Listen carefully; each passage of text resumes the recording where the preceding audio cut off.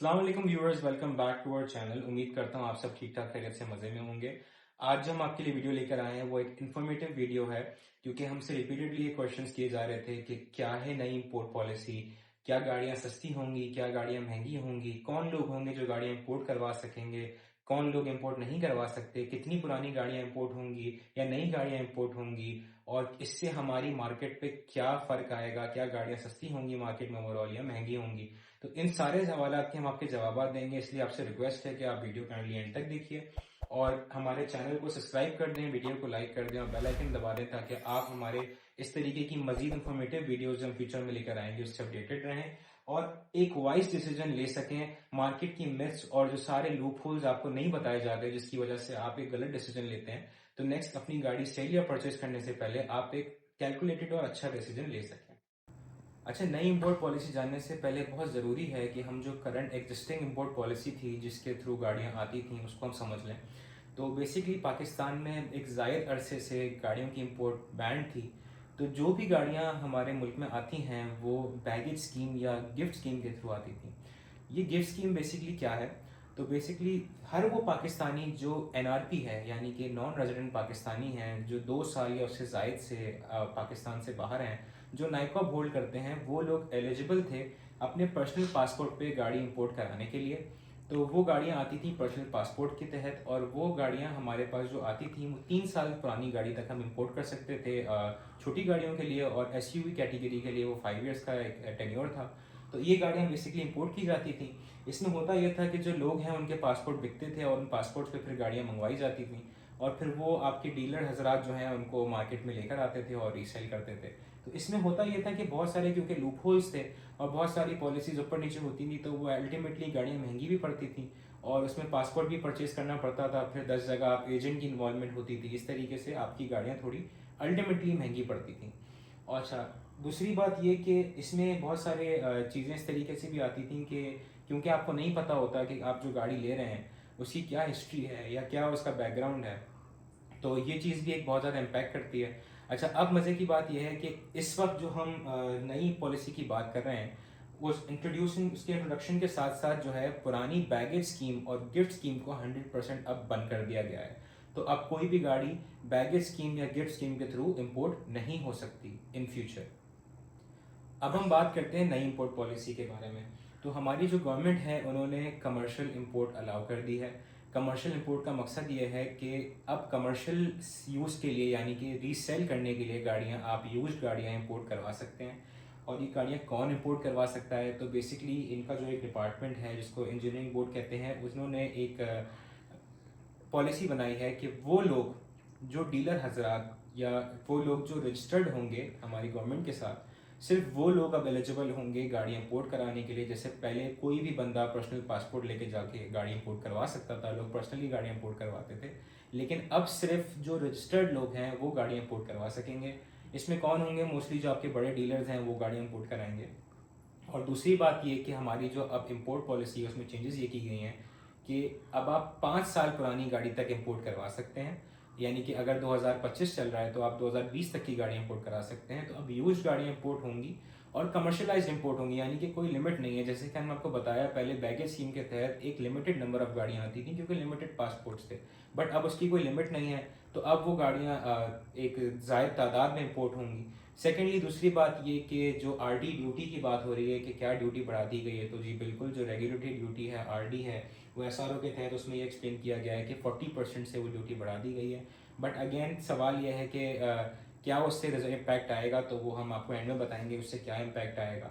अच्छा, दूसरी मज़े की बात ये की गई है कि पहले जो है हमारे पास गाड़ियाँ आती थी उसमें एक्सीडेंटल गाड़ियाँ भी आती थी, लेकिन अब इन्होंने पॉलिसी थोड़ी चेंज कर दी है। अब ये है कि वो गाड़ियाँ जो एक्सीडेंट हैं या जो किसी मेजर इंसिडेंट में इन्वॉल्व हुई हैं वो गाड़ियाँ इंपोर्ट नहीं हो सकेंगी। तो वो गाड़ियाँ जो मैकेनिकली फिट हैं और जो बिल्कुल कभी जिनकी कोई एक्सीडेंटल हिस्ट्री नहीं है, अब वही गाड़ियाँ इंपोर्ट की जाएंगी। और सेकेंडली सबसे इंपॉर्टेंट बात ये कि हमारी थोड़ी पॉलिसीज़ को और स्ट्रिकन किया गया है। अगर आप देखें बीच में आपको पता चल रहा होगा कि अब होता यह है कि वो गाड़ियाँ जो सेफ्टी स्टैंडर्ड्स को मीट कर रही हैं, यानी कि वो गाड़ियाँ जिनमें एयरबैग्स मौजूद हैं, जिनमें आपका एबीएस मौजूद है, इस तरीके की फीचर जो इमिशन स्टैंडर्ड्स को मीट करती हैं, अब सिर्फ वो गाड़ियाँ इंपोर्ट की जा सकती हैं। अच्छा, हमें एक और एक्सपेक्टेशन है कि इन फ्यूचर 2026 में जुलाई के बाद से जो ये 5 साल की लिमिट है इसको भी हटा दिया जाएगा। तो आप उससे पुरानी गाड़ियाँ जो एग्जॉटिक कार्स हैं या जो लग्जरी कार्स हैं आप उनको भी इम्पोर्ट करवा सकेंगे। अच्छा, अब सवाल सारा यहाँ आता है कि ये सारी चीज़ें जो हमने आपको बताई इससे अल्टीमेट इम्पैक्ट क्या आएगा। सबसे पहले तो इंजीनियरिंग डेवलपमेंट बोर्ड ने जो अपनी पॉलिसी बनाई है कि जो सेफ्टी स्टैंडर्ड्स को मीट करने के लिए, तो उससे ज़ाहिर है एक रोड सेफ आपको गाड़ियाँ आप मिलेंगी। अच्छा, दूसरी बात ये कि जो कमर्शियल इंपोर्ट की गई है तो बहुत ही simple demand and supply game है। आप सब समझ सकते हैं कि पहले एक लिमिटेड नंबर ऑफ गाड़ियाँ थी, तो ऑब्वियसली गाड़ियाँ लिमिटेड थी तो वो थोड़ी महंगी होती थी, लोग उस पर अपना प्रीमियम अपना ओन चार्ज करते थे। बट अब जो आप देख रहे हैं कि गाड़ियाँ चूँकि कमर्शियली खोल दी गई हैं इंपोर्ट, तब वो एक ज़ायद तादाद में आएंगी तो ऑब्वियसली कंपटीशन क्रिएट होगा।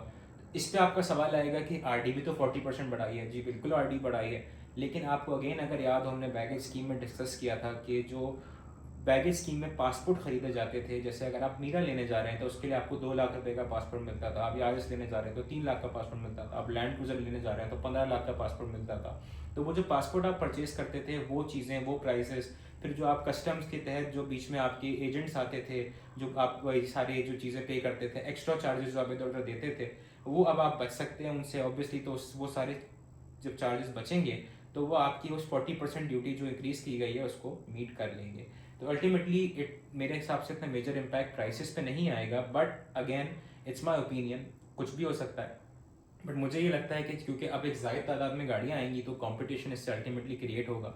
इस कंपटीशन की वजह से मेरे हिसाब से गाड़ियाँ मज़ीद सस्ती होनी चाहिए, क्योंकि नई गाड़ियाँ वैसी लोगों की अफोर्डेबिलिटी से बाहर थी और अब जब यूज गाड़ियों की तरफ लोग शिफ्ट कर रहे हैं, और ये जो इंजीनियरिंग डेवलपमेंट बोर्ड ने जो स्टेप लिया है कि अब एक स्टैंडर्ड बना दिया गया है कि इससे नीचे की गाड़ी यानी कि एक्सीडेंटल गाड़ियाँ नहीं आएंगी, तो उस पर लोग ज़्यादा अट्रैक्ट होकर उन गाड़ियों की तरफ जाएंगे जो अब नई इम्पोर्ट की जाएंगी।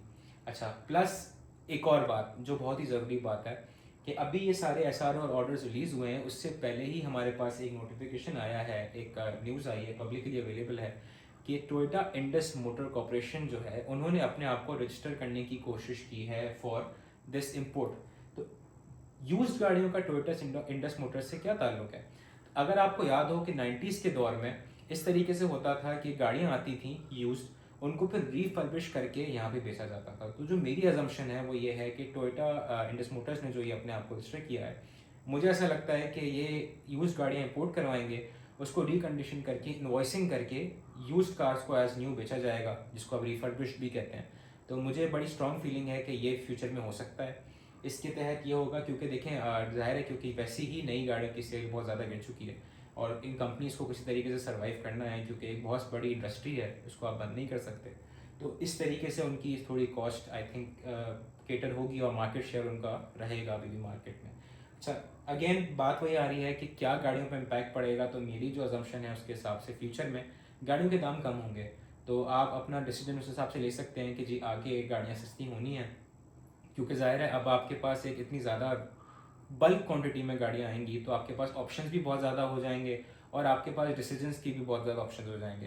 तो इन चीज़ों को मद्देनज़र रखते हुए आप अपने फ्यूचर में फैसले ले सकते हैं। और अगेन गाड़ियाँ सिर्फ वो लोग इंपोर्ट करा सकते हैं जो कंपनियाँ रजिस्टर्ड होंगी, तो इस चीज़ को भी आप अपने मद्देनज़र में रखें।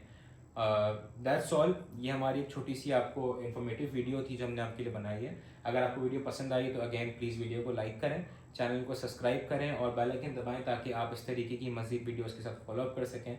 और हम आपको ये भी बताते चलें कि नेक्स्ट वीडियो जो हमारी आ रही है वो एक ट्रांसफॉर्मेशन वीडियो है। तो अगर आप इस तरीके का कंटेंट एंजॉय करते हैं तो अगेन बेल आइकन दबा दें ताकि आप हमारी इस तरीके की वीडियोस देख सकें। जज़ाकल्लाह, थैंक यू सो मच, अस्सलाम वालेकुम।